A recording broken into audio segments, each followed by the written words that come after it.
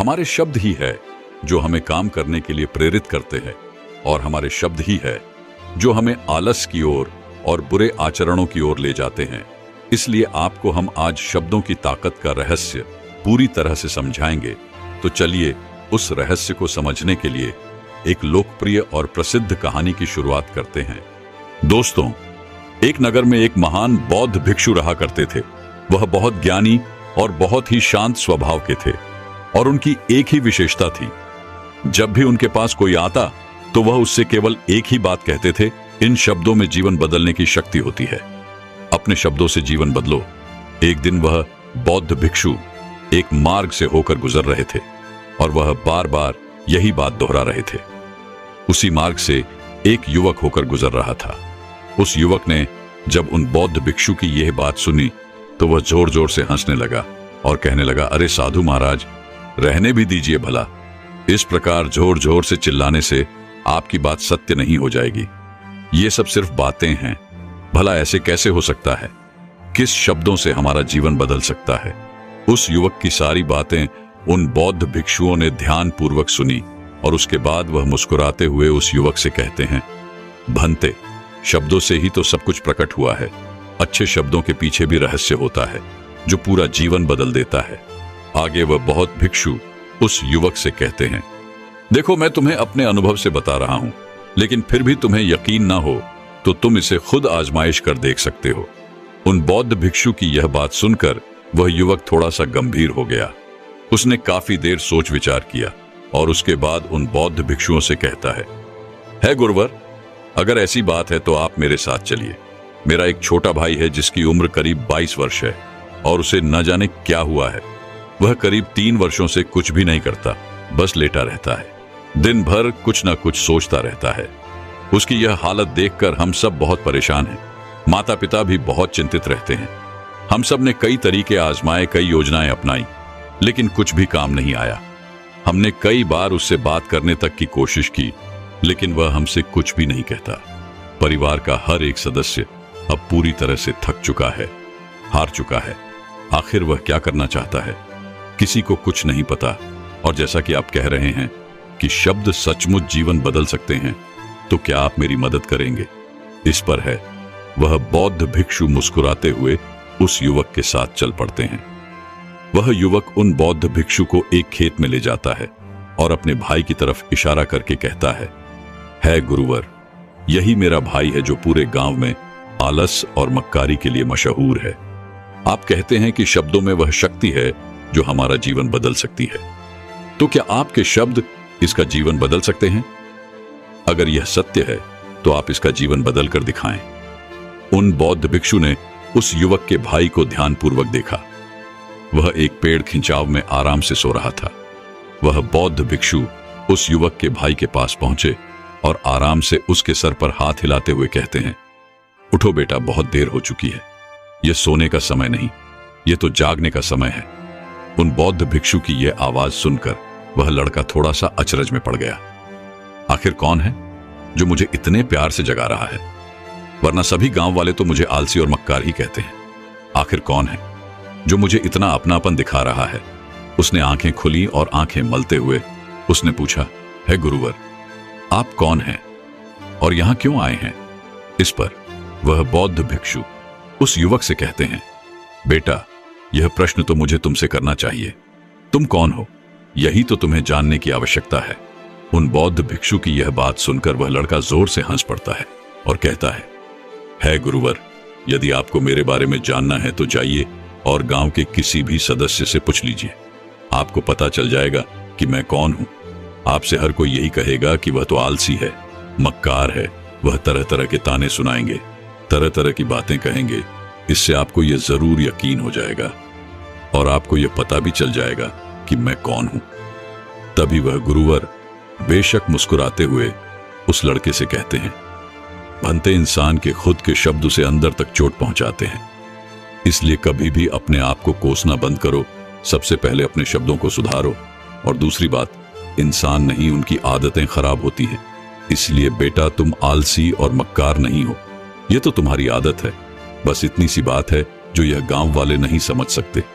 ये सारी बातें सुनकर वह लड़का थोड़ा सा आश्चर्यचकित रह गया, क्योंकि गांव वाले हमेशा उसे मक्कार, आलसी और तरह तरह के ताने ही सुनाया करते थे। उन बौद्ध भिक्षु की यह बात सुनकर उस लड़के की आंखों में आंसू आ गए।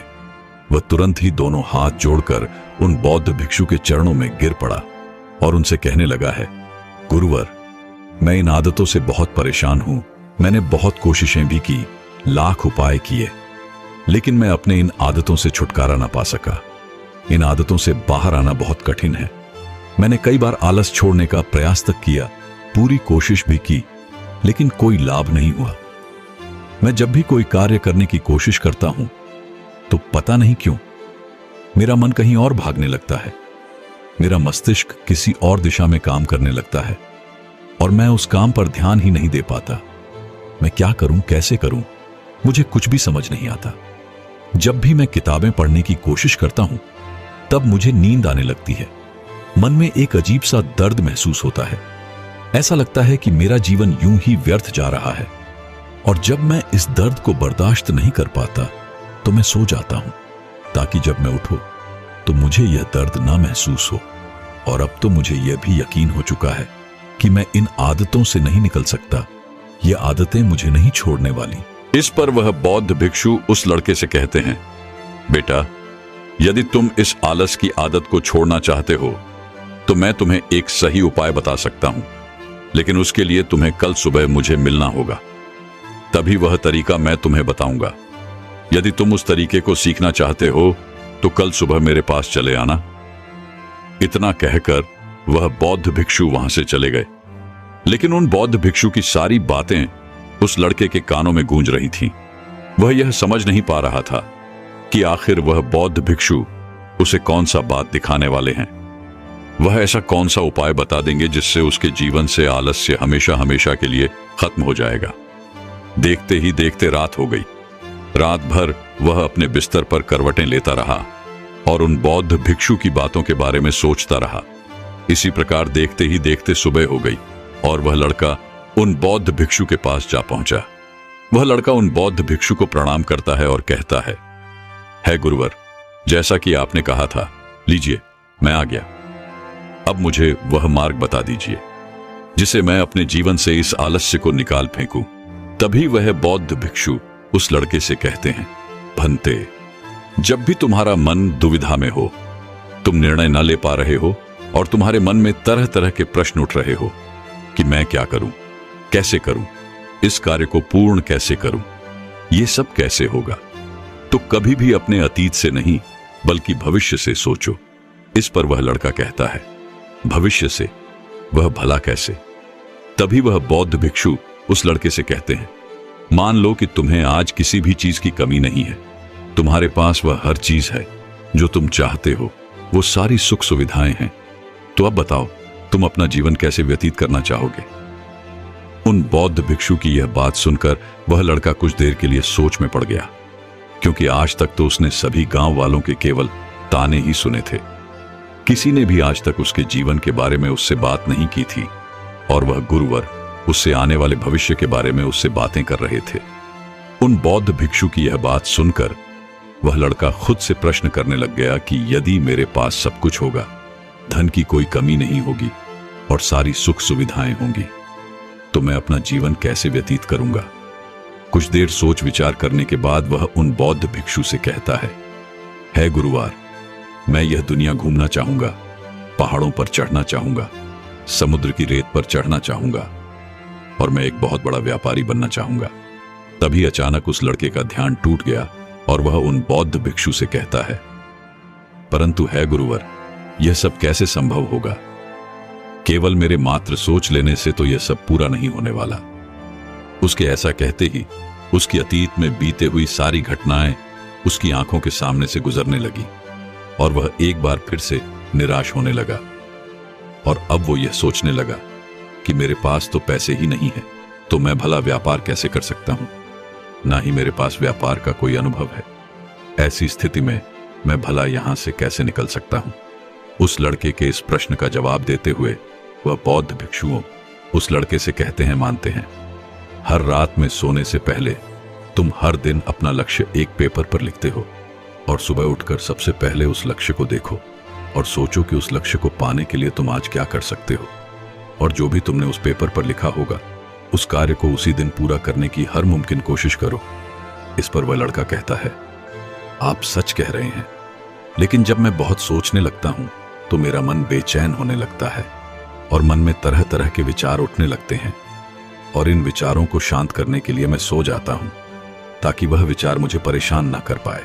उस लड़के की इस समस्या का समाधान करते हुए वह बौद्ध भिक्षु उस लड़के से कहते हैं, भंते, अंतर्मन की चाल को पकड़ो और शब्दों की मदद से नया भविष्य बनाओ। तभी वह लड़का कहता है गुरुवर, आप क्या कहना चाहते हैं? मैं आपकी बात समझ नहीं पा रहा। इस पर वह बौद्ध भिक्षु मुस्कुराते हुए कहते हैं, भंते, कैसे होगा? ये जो सवाल है ये सवाल नहीं बल्कि एक डर है जो तुम्हारे अंतर्मन में बैठा हुआ है, जो तुम्हें अगला कदम लेने से रोक रहा है, जो तुम्हें कदम आगे बढ़ाने से रोक रहा है।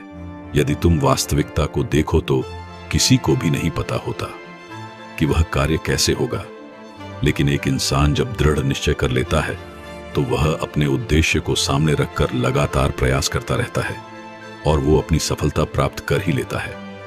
तभी वो लड़का उन बौद्ध भिक्षु से कहता है गुरुवर, अगर ऐसी बात है तो मन में बार बार चिंता क्यों होती है? मन बार बार बेचैन क्यों हो उठता है? इस पर वह बौद्ध भिक्षु कहते हैं, क्योंकि तुम्हें डर है कि तुम कमजोर हो। तुम्हारे अंतर्मन में बैठा है कि तुम्हां में कुछ कमी है, तुम किसी काम के नहीं हो और यही कारण है कि तुम कोशिश करने से डरते हो, क्योंकि तुम्हारा अंतर्मन हमेशा तुम्हें रोकता रहता है। जब भी तुम कोई कार्य शुरू करना चाहते हो तुम्हारा मन तुमसे पहले ही कह देता है, इससे आगे मत बढ़ना, अन्यथा विफल हो जाओगे, और इसी कारण तुम्हें चिंता होने लगती है। तुम्हारा मन बेचैन होने लगता है और तुम शिथिल पड़ जाते हो। तभी वह लड़का कहता है गुरुवर, आपने जो कुछ भी कहा वह बिल्कुल सत्य है, लेकिन आप ही मुझे बताइए कि मैं इस परेशानी से बाहर कैसे निकलूं। इसका जवाब देते हुए वह बौद्ध भिक्षु उस लड़के से कहते हैं, भंते, इस समस्या का समाधान बहुत ही आसान और सरल है। तुमने देखा होगा कि अक्सर ही हम अपने आप को दोष देते रहते हैं, अपने आप को तरह तरह के अपशब्द कहते रहते हैं जो हमारे अंतर्मन में जाकर बैठ जाते हैं और वही हमें आगे बढ़ने से रोकते हैं। और इन शब्दों का हम पर बहुत गहरा प्रभाव भी पड़ता है, क्योंकि जैसा हम खुद से कहते हैं, जैसा हम पूरी भावनाओं के साथ सोचते हैं, हम वैसा ही बनते चले जाते हैं। इसलिए यदि तुम खुद को बदलना चाहते हो, तुम चाहते हो कि तुम भी काबिल बन सको, तो तुम्हें अपने अंतर्मन को नए संदेश देने की जरूरत है, जिससे वो खुद को और भी शक्तिशाली महसूस करने लगेगा और उसकी सारी चिंताएं खत्म होने लगेंगी। इस पर वह लड़का कहता है गुरुवर, पर यह कैसे संभव है? मैं अपने आप से ऐसा क्या कहूं जिससे मेरा मन मजबूत हो सके और मैं एक काबिल इंसान बन सकूं? इसके जवाब में वह बौद्ध भिक्षु उस लड़के से कहते हैं, इसके लिए मैं तुम्हें ऐसे 5 वाक्य बताता हूं जिसे तुम लिख लो और पूरे दिन में तुम इसे 3 से 4 बार सुबह शाम पूरी भावनाओं के साथ दोहराओ, जिससे तुम्हारे मन को एक अच्छा संदेश पहुंचेगा और तुम्हारा मन मजबूत होने लगेगा। इतना कहकर वह बौद्ध भिक्षु पहला वाक्य बताते हुए कहते हैं, मेरे शरीर का हर एक कण, हर एक हिस्सा, हर एक विचार शांति और ऊर्जा से भरा हुआ है। दूसरा वाक्य, मेरे विचार, ऊर्जा और मेरा मन हमेशा मेरे नियंत्रण में है, हमेशा मेरा सहयोग करते हैं। तीसरा वाक्य, मैं अपनी सफलता के लिए प्रतिबद्ध हूं, विकास के हर मौके का स्वागत करता हूं जो मेरे सामने बड़ी आसानी से प्रकट होते जा रहे हैं, और मैं दृढ़ संकल्प और आत्मविश्वास के साथ हर दिन के लक्ष्यों को पूरा कर रहा हूं। चौथा वाक्य, मैं अपने मन के प्रति सचेत हूं और हर कमी को जीत में बदलता हूं, आलस को आराम में बदलता हूं, कमजोरी को अभ्यास में बदलता हूं, चिंता को ध्यान में बदलता हूं। पांचवा वाक्य, मैं उत्साह और ऊर्जा से भरा हुआ हूं, लगातार अपने लक्ष्यों पर काम करता हूं, सारी चिंता और सारी दुविधा खत्म होती जा रही है और मैं अपने लक्ष्य की ओर लगातार तेजी से आगे बढ़ता जा रहा हूं। आगे वह बौद्ध भिक्षु उस लड़के से कहते हैं, जितनी भावना के साथ तुम यह वाक्य बोलते हो उसे महसूस करते हो कि मैं खुश हूं और अपने लक्ष्य की ओर आगे बढ़ रहा हूं, उतनी ही भावनाओं से ये शब्द तुम पर असर करना शुरू कर देंगे। धीरे धीरे ये शब्द तुम्हारे मन और व्यक्तित्व की सोच का हिस्सा बन जाएंगे। आगे वह बौद्ध भिक्षु उस लड़के से कहते हैं, भंते, तुमने बताया था कि तुम्हें किताबें पढ़ना अच्छा लगता है, लेकिन तुम किताबें पढ़ते पढ़ते सो जाते हो। इस पर वह लड़का कहता है, हाँ गुरुवर, जब भी मैं किताबें पढ़ने बैठता हूं तो पता नहीं क्यों मुझे नींद आने लगती है और मैं सो जाता हूं। तभी वह बौद्ध भिक्षु कहते हैं, तो ठीक है, तुम 5 महान लोगों की जीवनी पढ़ो। तुम्हें उनके जीवन से बहुत कुछ सीखने को मिलेगा, पर याद रहे कि तुम्हें एक दिन में सारी किताब पढ़ने की कोशिश नहीं करनी है। तुम्हें हर दिन केवल कुछ पन्नों को ही पढ़ना है और उसे इतनी ध्यानपूर्वक पढ़ना है कि जब तक वो पन्ने तुम्हारे मन में छप ना जाए और जब तक वो तुम्हारे जीवन में तुम्हें होते हुए ना दिखे। उन बौद्ध भिक्षु की यह बात सुनकर वह लड़का कहता है गुरुवर, आप जो कह रहे हैं यह केवल सुनने में अच्छा लगता है, लेकिन क्या इन सीख से मेरा जीवन सचमुच बदल सकता है? तभी वह बौद्ध भिक्षु उस लड़के से कहते हैं, भंते, मेरी एक बात याद रखना कि तुम्हारा अंतर्मन इतनी आसानी से हार नहीं मानने वाला नहीं है, लेकिन जब तुम आगे बढ़ोगे मौका मिलते ही वह तुम्हें पीछे खींचेगा।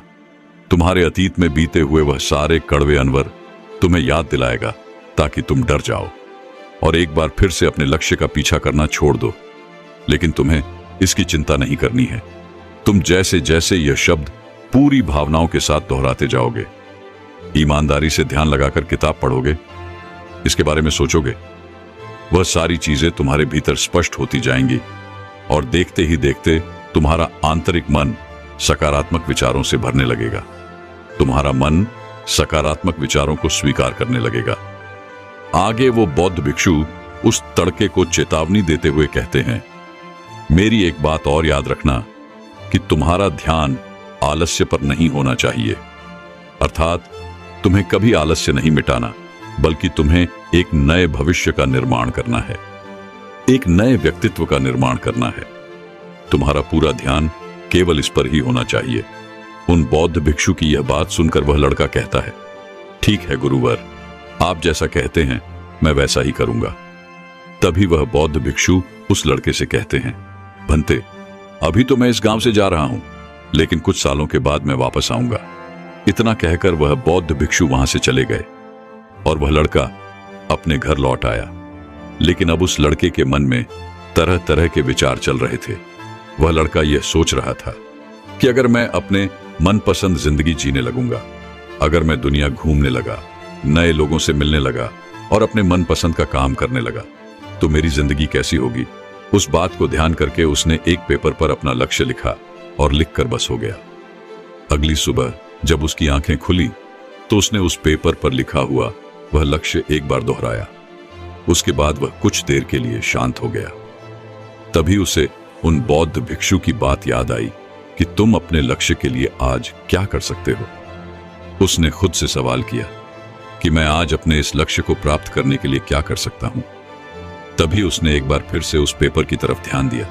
उस पेपर पर लिखा था कि मैं बाजार जाता हूं और लोग व्यापार करने के लिए कौन सी चीजें, कौन से सामान लेकर आते हैं, मैं उन चीजों को देखता हूं, उन चीजों को पता करता हूं। वह पढ़ने के बाद वह तुरंत ही बाजार चला गया। वह अलग अलग दुकानों पर बैठा उसने देखा, लेकिन उसे कुछ समझ नहीं आ रहा था, क्योंकि लोग अलग अलग व्यापार कर रहे थे, अलग अलग तरह की चीजें का सामान ले रहे थे और किसी ने उसकी कोई मदद नहीं की। वह बहुत उदास हो गया और निराश होकर वापस घर लौट आया। तभी उस लड़के को उन बौद्ध भिक्षु की एक और बात याद आई। शब्दों में बहुत ताकत है और शब्द हमारा जीवन बदल सकते हैं। उस लड़के ने एक बार फिर से बौद्ध भिक्षु से मिलने की बात भी लिखी थी। वह उन्हें सुबह शाम दोहराने लगा और अब से वह हर दिन ऐसा ही करता। अगले ही दिन वह बाजार गया और उसने 5 महान लोगों की जीवनी की पुस्तकें खरीद ली और उन्हें पढ़ने लगा। देखते ही देखते कुछ दिन बीते। दिन के बाद हफ्ते और हफ्ते के बाद 1 महीना बीत चुका था, लेकिन अब तक उसके जीवन में कोई बदलाव नहीं आया था। अब वह लड़का यह सोचकर निराश होने लगा था कि उसके जीवन में तो कुछ भी परिवर्तन नहीं हो रहा। फिर आखिर वो बौद्ध भिक्षु उसे क्यों ऐसा कह रहे थे कि कम से कम 5 महान लोगों की जीवनी पढ़ो। लेकिन तभी अचानक उसे महसूस हुआ कि वह पहले से अच्छा महसूस कर रहा है। उसका मस्तिष्क अब अच्छी तरह से सोच पा रहा है। वह पहले से ज्यादा चलने फिरने लगा है। धीरे धीरे उसे समझ में आने लगा कि जो लोग आगे बढ़ते हैं, महान काम करते हैं, उनकी सोच में कितना अंतर होता है। वे लोग हमेशा शक्तिशाली विचार सोचते हैं। दूसरों की छोटी सोच और डर से वह कभी प्रभावित नहीं होते। जब भी उनके सामने कई मुश्किलें आन पड़ती है तो वह घबराते नहीं, बल्कि उस समस्या का समाधान निकालते और उस समस्या के समाधान पर ध्यान केंद्रित करते हैं। और ना ही वह कभी किसी का इंतजार करते हैं। वह केवल खुद पर विश्वास करते हैं और तुरंत ही कदम आगे बढ़ाते हैं। जब उस लड़के को ये सारी बातें समझ में आने लगी तो उसने भी धीरे धीरे अपने कदम आगे बढ़ाने शुरू किए। उसने बिल्कुल वैसा ही व्यवहार करना शुरू किया। आपसे वह कभी खाली नहीं बैठता था। जब भी उसका मन करता वह बाजार जाता और लोगों के बारे में जानता, समझता कि वह किस प्रकार व्यापार कर रहे हैं, कौन सी चीजें खरीद रहे हैं और किन चीजों पर उन्हें लाभ हो रहा है। और जब उसका मन करता तो वह अपने पिता की मदद भी करता था। वह अपने पिता के साथ मंडी बेचता, वहां पर जाकर मोल भाव करता। अब सिर्फ वह हमेशा कुछ ना कुछ सीखने में ही टूटा रहता। तभी एक दिन गांव में एक मसाले का व्यापारी आया। उसे कुछ पढ़े लिखे नौजवानों की जरूरत थी जो माल की गिनती कर सकें और हिसाब रखने का काम कर सके। वह लड़का अपने लक्ष्य को जानता था कि उसे क्या पाना है। उसे समझ में आ गया था कि इस काम से उसे बहुत कुछ सीखने को मिलेगा। वह बेझिझक उस सेठ के पास पहुंच गया। वह जानता था कि उसे उस काम के बहुत कम पैसे मिलेंगे, लेकिन फिर भी वह उस काम को करने के लिए तैयार था। अब उस लड़के की सोच पूरी तरह से बदल चुकी थी। अब वह बाकी लोगों की तरह नहीं सोचता था। वह बहुत ही ईमानदार और समझदारी से काम करता था।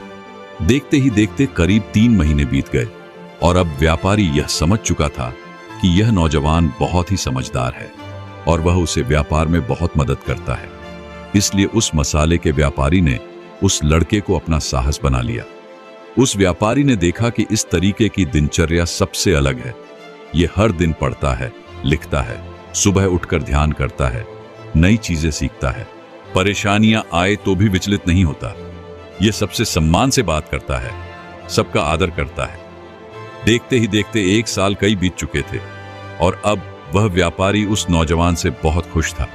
उसने धीरे धीरे उस नौजवान को व्यापार के सारे गुण सिखा दिए और देखते देखते वह लड़का अब एक छोटा सा व्यापारी बन चुका था।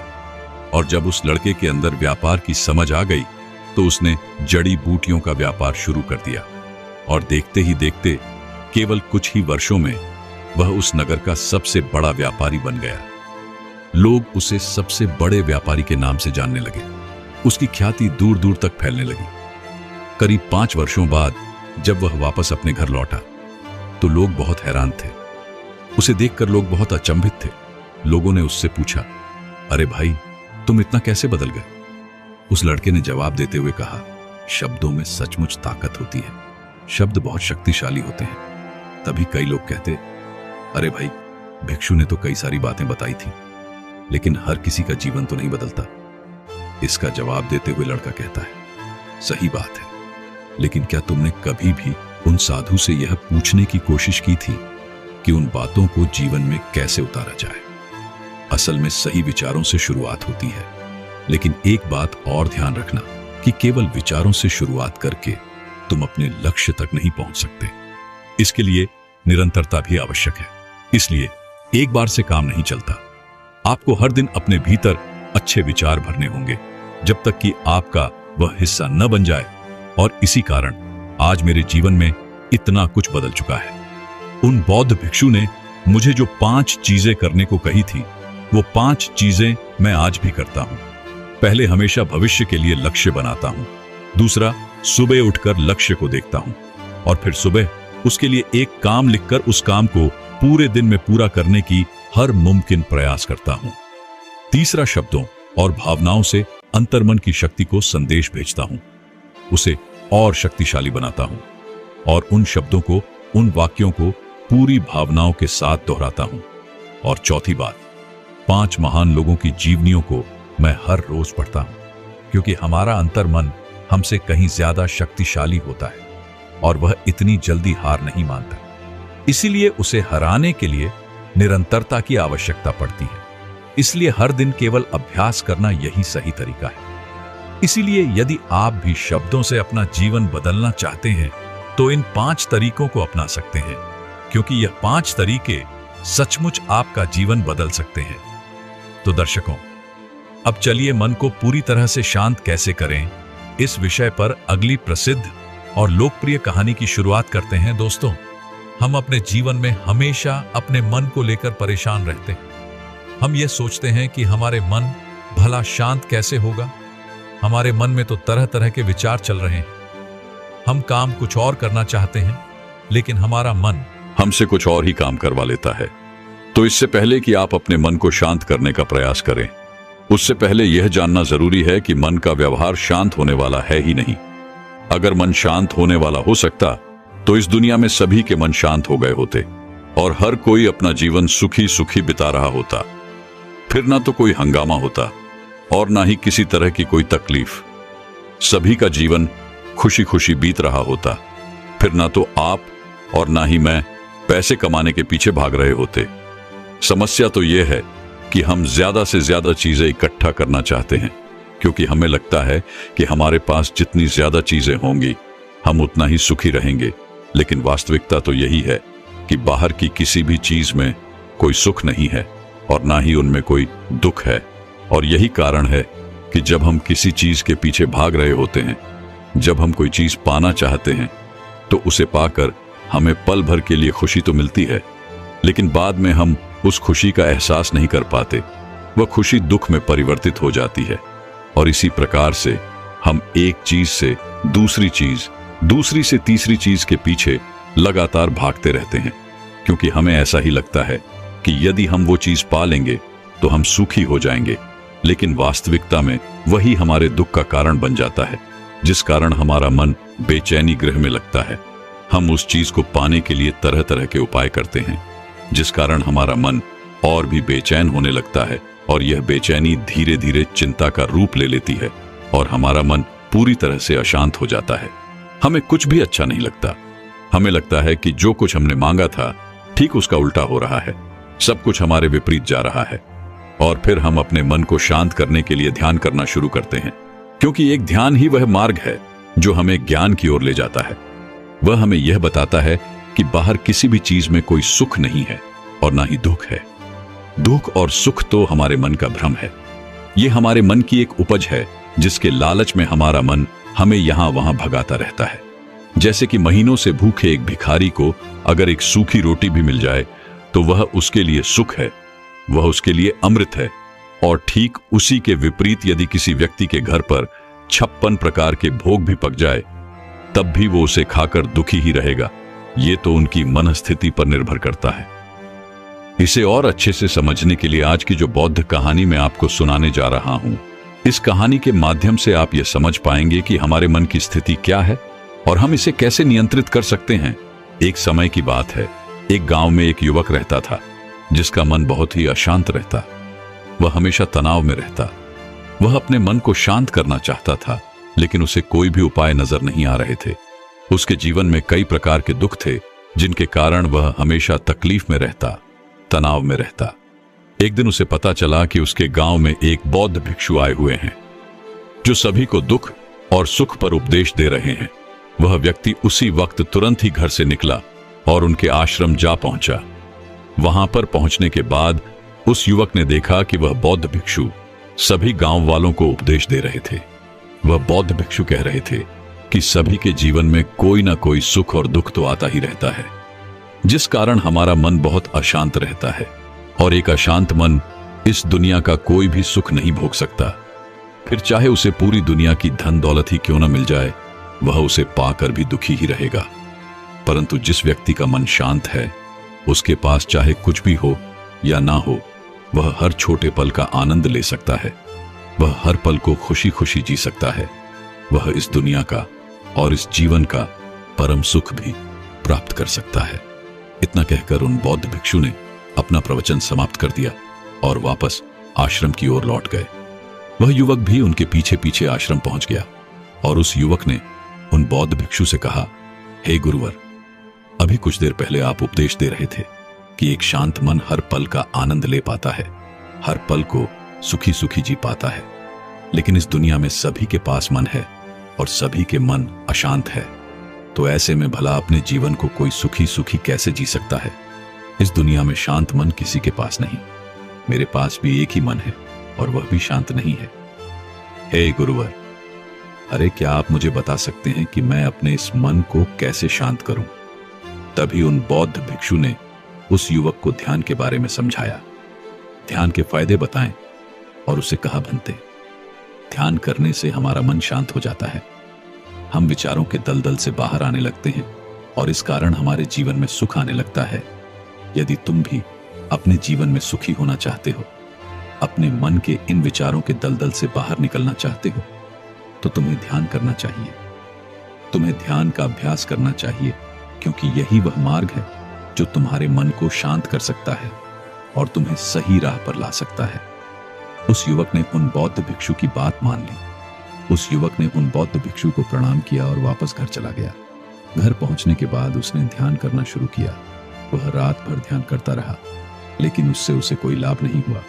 इस कारण वो अगली सुबह फिर से उन बौद्ध भिक्षु के पास पहुंचा और उन बौद्ध भिक्षु से कहता है, हे गुरुवर, आपके कहे अनुसार मैंने रात भर ध्यान किया है, लेकिन उससे मुझे कोई लाभ नहीं हुआ। मेरा मन तो अभी भी अशांत है। आप तो कह रहे थे कि ध्यान करने से हमारा मन शांत हो जाता है। तभी वह बौद्ध भिक्षु उस युवा से कहते हैं, ध्यान कोई एक बार करने की चीज नहीं है, वो तो अभ्यास है और धीरे धीरे समय के साथ मन शांत होता जाएगा। इस पर वह युवा कहता है, हे गुरुदेव, मेरे पास इतना समय नहीं है। मुझे कोई ऐसा मार्ग बताइए जिससे जल्दी जल्दी मेरा मन शांत हो जाए और मैं खुशी खुशी अपना जीवन जीने लगूं। ऐसे तो मेरा बहुत समय बर्बाद हो जाएगा। मुझे कुछ ऐसा बताइए गुरुदेव, जिससे मेरा मन आज के आज और अभी शांत हो जाए, जिससे मैं सुख की अनुभूति कर पाऊं, मुझे सुकून मिले। उस युवक की यह बात सुनकर वह बौद्ध भिक्षु मुस्कुराने लगे। उन्होंने उस युवक से कहा, भक्त, मेरे पास तुम्हारे लिए कुछ ऐसा है जिससे तुम्हारा मन अभी के अभी शांत हो जाएगा। इतना कहकर वह बौद्ध भिक्षु अपने आश्रम में गए और अंदर से एक घड़ा लेकर आए और वह घड़ा उस युवक को थमाते हुए कहते हैं, जाओ और पास ही की बह रही उस नदी से इस घड़े में पानी भरकर लाओ। उन बौद्ध भिक्षु के इतना कहने के बाद उस युवक ने वह घड़ा हाथ में ले लिया और उसके बाद मन ही मन वह सोच रहा था कि लगता है यह गुरु पागल है, इन्हें कुछ नहीं पता। भला यह घड़ा मेरे जीवन में शांति कैसे ला सकता है, यह मेरे मन को शांत कैसे कर सकता है। लेकिन उसके पास और कोई रास्ता नहीं था, जिस कारण उसने वह घड़ा लिया और पास वाली नदी के पास पहुंच गया। उसने उस नदी में से उस घड़े में पानी भरना शुरू किया, लेकिन जैसे ही उस व्यक्ति ने उस घड़े को नदी से बाहर निकाला तो उस युवक ने देखा कि उस घड़े के चारों ओर छोटे छोटे छेद हैं, जिससे पानी तेजी से बाहर की ओर निकल रहा था। उसने लगातार कई बार प्रयास किए, लेकिन अथक प्रयासों के बाद भी वह उस घड़े को पूरा नहीं भर पाया और फिर खाना खाकर वह उन बौद्ध भिक्षु के पास वापस लौटा और क्रोधित होकर कहता है, हे गुरु, आपने यह कैसा घड़ा दिया है? इसके चारों तरफ तो छेद है, भला मैं इसमें पानी कैसे भरकर ला सकता हूं? जब भी मैं पानी भरता हूं, इस घड़े के छेदों से सारा पानी बाहर निकल जाता है।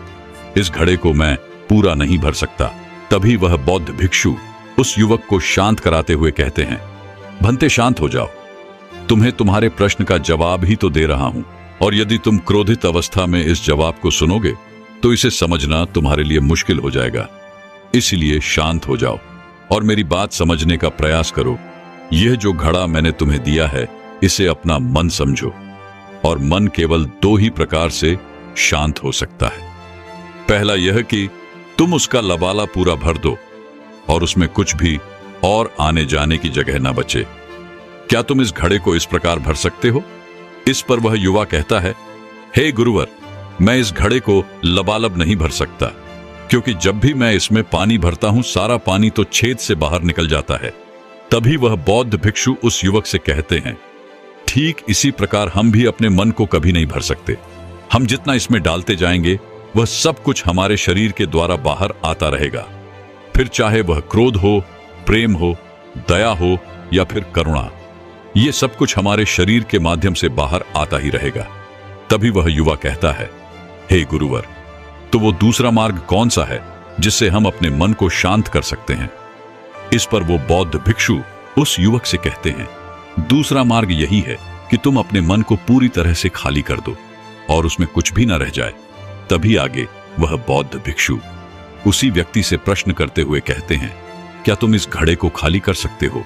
इस पर वह युवा कहता है, हे गुरुवर, यह घड़ा तो अपने आप ही खाली हो जाएगा, मुझे इसे खाली करने की क्या जरूरत है?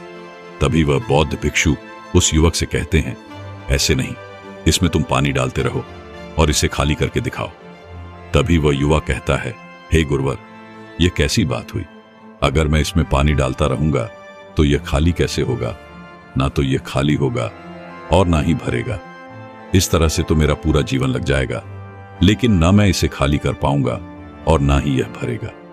इस पर वह बौद्ध भिक्षु कहते हैं, तुमने तो राज की बात खुद ही बता दी।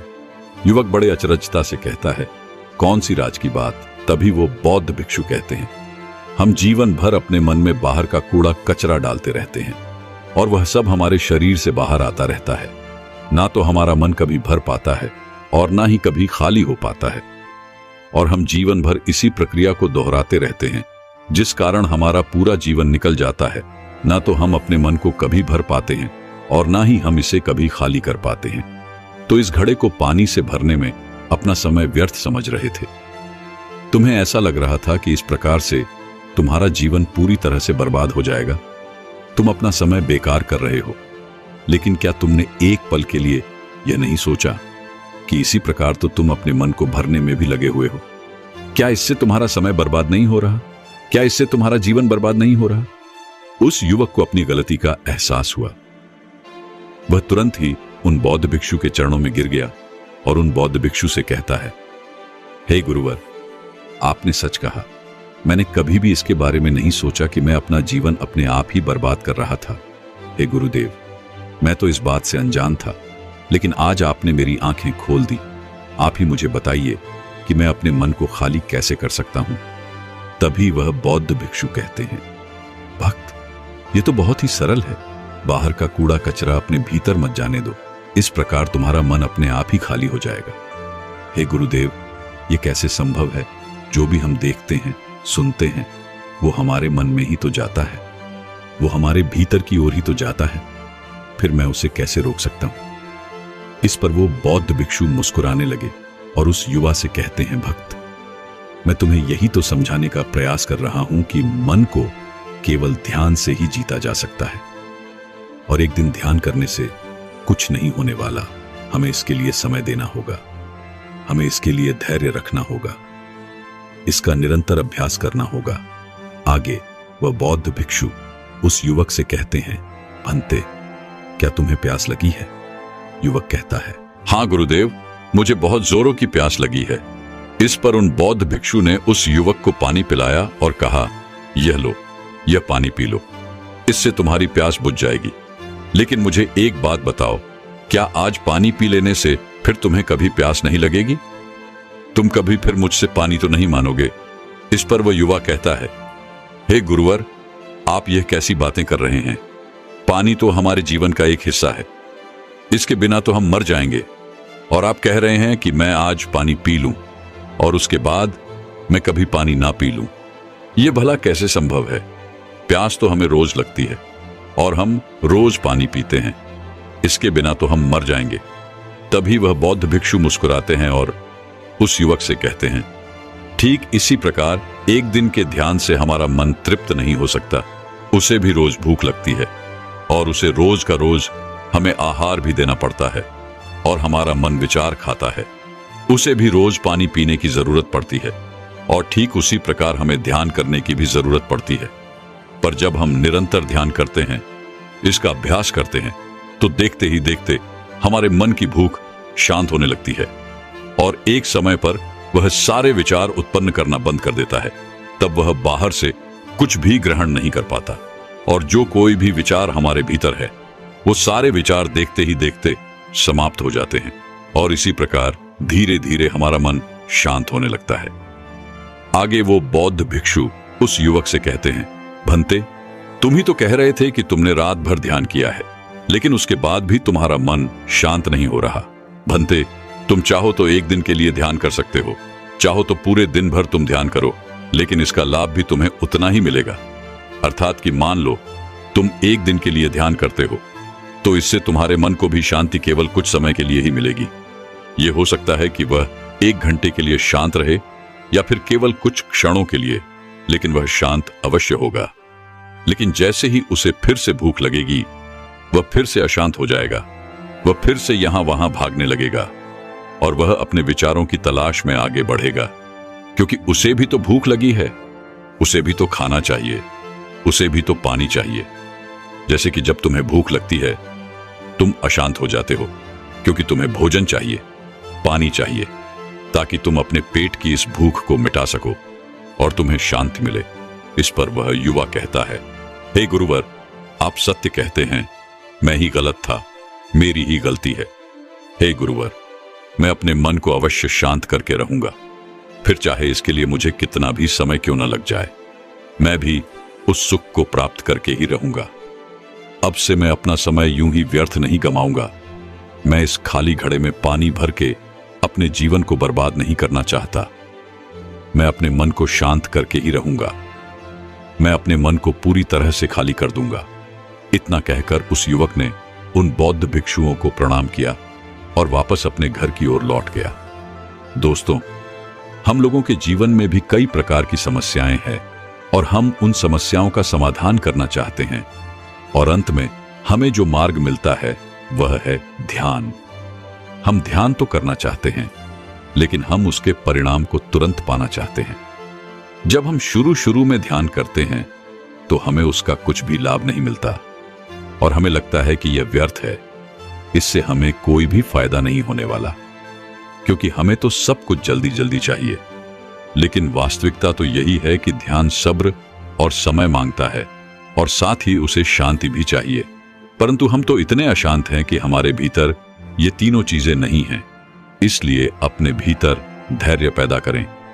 जब आपके भीतर धैर्य पैदा होगा, तभी आप सब समय और शांति के महत्व को समझ पाएंगे, और फिर आपका समय चाहे कैसा भी क्यों ना चल रहा हो, आप हर समय खुश रहना सीख जाएंगे। अगर आपका मन अशांत है, तो यह किसी और के हाथों में नहीं है कि वह आपके मन को शांत कर सके। यह तो आपके हाथों में है कि आप अपने मन को किस प्रकार और कितनी देर तक के लिए शांत कर सकते हैं। दोस्तों, आप ही में से कई लोगों ने मुझसे यह प्रश्न भी किया था। रात को सोने से पहले जब हम कोई लक्ष्य निर्धारित करते हैं और सुबह जब उस पर काम करने का वक्त आता है, तो हम उसका कार्य को नहीं करना चाहते, बल्कि हमारा मन यह कहता है कि इस कार्य को हम कल करेंगे, और इसी प्रकार हम उसे टालते चले जाते हैं।